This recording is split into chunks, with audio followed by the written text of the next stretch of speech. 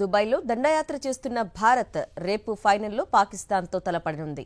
Asia cup super 4 దశను అజేయంగా ముగించింది team India.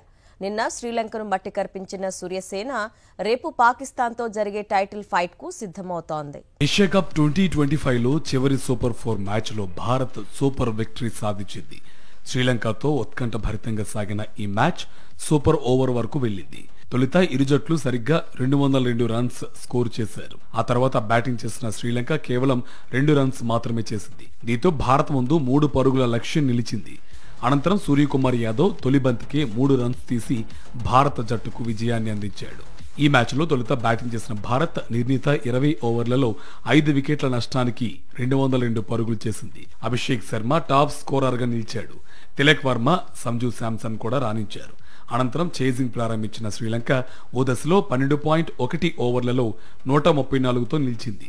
దీంతో ఈజీగా గెలిచేలా కనిపించింది. పతుమ్ నిశంక సెంచరీతో చెలరేగాడు. కానీ చివర్లో కుల్దీప్ యాదవ్, వరుణ్ చక్రవర్తి కట్టుదిట్టంగా బంతులేసి భారత్ను పోటీలోకి తెచ్చారు. చివరి ఓవర్లో శ్రీలంక విజయానికి 12 రన్స్ అవసరం కాగా హర్షిత్ రాణా కేవలం 11 పరుగులు మాత్రమే ఇచ్చాడు. దీంతో మ్యాచ్ టై అయింది.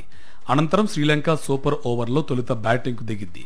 తొలి బంతికే కుశల్ పెరీరా అవుట్ అయ్యాడు. 5వ బంతికి సెనక కూడా క్యాచ్ అవుట్ అయ్యాడు. దీంతో 2 పరుగులకే శ్రీలంక ఇన్నింగ్స్ ముగిసింది. అనంతరం బరిలో దిగిన భారత్ ను సూర్యకుమార్ యాదవ్ తొలి బంతికే గెలిపించాడు. దీంతో పరాజయం లేకుండా భారత్ ఏషియా కప్ 2025 ఫైనల్ కు దూసుకువెళ్లింది. ఇక ఈ మ్యాచ్ ఫలితంతో సంబంధం లేకుండా ఇప్పటికే భారత్ ఫైనల్ చేరింది. ఆదివారం భారత్ పాకిస్తాన్ మధ్య ఏషియా కప్ 2025 ఫైనల్ మ్యాచ్ జరగనుంది. దుబాయ్ ఇంటర్నేషనల్ క్రికెట్ స్టేడియంలో రాత్రి 8 గంటలకు ఈ మ్యాచ్ ప్రారంభం కానుంది. ఏషియా కప్ చరిత్రలో ఇప్పటి వరకు 16 ఫైనల్స్ జరిగాయి.